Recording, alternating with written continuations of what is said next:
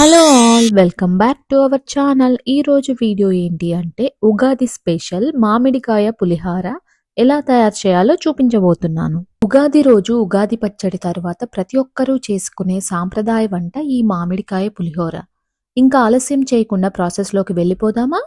Let's start the process. ముందుగా ఒక cooker తీసుకొని అందులోకి 1 కప్పు బియ్యాన్ని తీసుకోవాలి.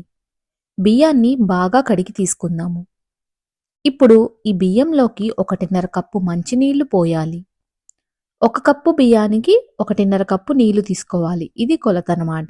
ఇప్పుడు ఈ కడిగిన బియ్యంలోకి 1 టేబుల్ స్పూన్ నూనె వేసుకోవాలి. నూనె వేయడం వల్ల అన్నం పొడి పొడిగా అతుక్కోకుండా వస్తుంది. ఇప్పుడు కుక్కర్ మూత విజిల్తో పాటు పెట్టి స్టవ్ వెలిగించి హై ఫ్లేమ్లో కుక్కర్ని స్టవ్ పై పెట్టుకొని 2 విజిల్స్ వచ్చే వరకు ఉంచాలి. 2 విజిల్స్ వచ్చాక స్టవ్ ఆఫ్ చేసి విజిల్ చల్లారే వరకు కుక్కర్ని కదపకుండా పక్కనుంచండి. ఇప్పుడు ఒక మీడియం సైజ్ పచ్చి మామిడికాయని తీసుకొని నీట్గా కడిగి పొట్టు తీయాలి.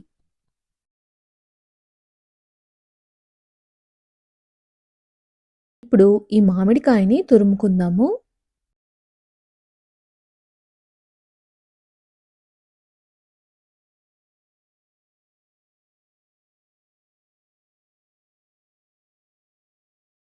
మామిడికాయ తురమడం పూర్తయింది.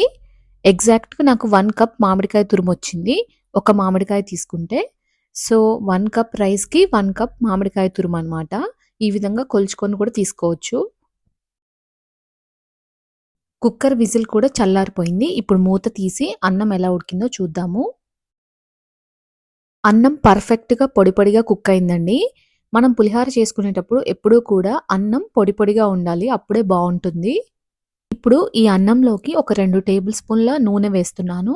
ఎందుకంటే మనం పోపు పెట్టుకునే లోపు అన్నం చల్లగా అవుతుంది కదా, అప్పుడు అతుక్కోకుండా పొడి పొడిగా రావడం కోసం ఈ ఆయిల్ వేస్తున్నాను అనమాట. ఆయిల్ వేశాక ఒకసారి అన్నాన్నంతా మిక్స్ చేసుకుందాము. ఇప్పుడు రుచికి సరిపడా ఉప్పును కూడా వేసుకొని బాగా మిక్స్ చేసుకోండి.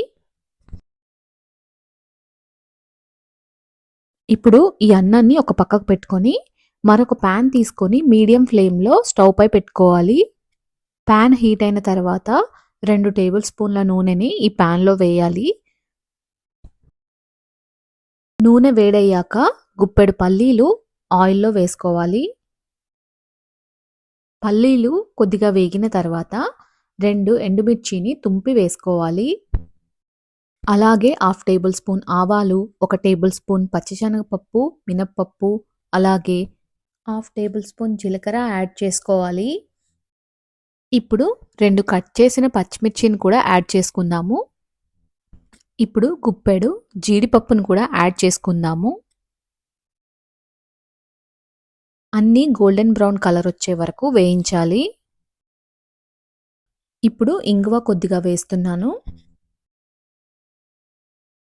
యాక్చువల్గా ఇంగువ వేసిన తర్వాత కరివేపాకు వేయాలి, కానీ నేను వీడియో తీసే హడావిడిలో మర్చిపోయాను. అందుకని మామిడికాయ తురుము వేసిన తర్వాత నేను కరివేపాకుని యాడ్ చేశాను. ఇప్పుడు 1/2 టేబుల్ స్పూన్ మిరియాల పొడిని వేస్తున్నాను. మీరు కావాలంటే మిరియాలనే డైరెక్ట్గా వేయొచ్చు. పొడిలా చేసి వేయడం వల్ల ఫ్లేవర్ బాగా తెలుస్తుంది. అందుకని నేను మిరియాల పొడిని, నువ్వుల పొడిని వేశాను. 1 టేబుల్ స్పూన్ నువ్వుల పొడిని కూడా యాడ్ చేసుకోండి. అంతా కూడా ఒకసారి బాగా కలుపుకొని మనం ముందుగా తురిమి పెట్టుకున్న మామిడికాయ తురుము ఇందులో వేయాలి. పోపులో మామిడికాయ తురుమంతా బాగా కలిసేలా బాగా కలుపుకోవాలి. ఇప్పుడు ఇందులోకి 1/2 టేబుల్ స్పూన్ పసుపు యాడ్ చేస్తున్నాను. మళ్ళీ ఒకసారి గరిటెతో కలుపుకొని ఇందాక మిస్ అయిన కరివేపాకుని నేను ఇప్పుడు వేస్తున్నాను.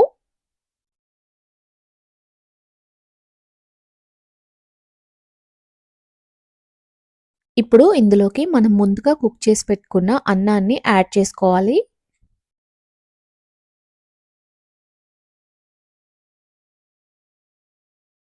అన్నమంతా కూడా మామిడికాయ తురుములో కలిసేలాగా బాగా మిక్స్ చేసుకోవాలి. అంతే, వేడివేడిగా మామిడికాయ పులిహార తయారైపోయింది. స్టవ్ ఆఫ్ చేసేసి ఒక 10-15 నిమిషాల పాటు ఈ మామిడికాయ పులిహారని సెట్ అవ్వనివ్వాలి.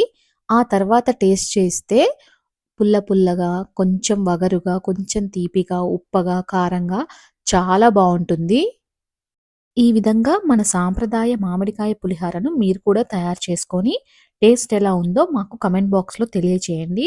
అలాగే మా వీడియో మీకు నచ్చినట్లయితే దయచేసి వీడియోని లైక్ చేయండి, షేర్ చేయండి మరియు మా ఛానల్‌ని సబ్స్క్రైబ్ చేసుకోండి. మీకు మరియు మీ కుటుంబానికి ఉగాది శుభాకాంక్షలు.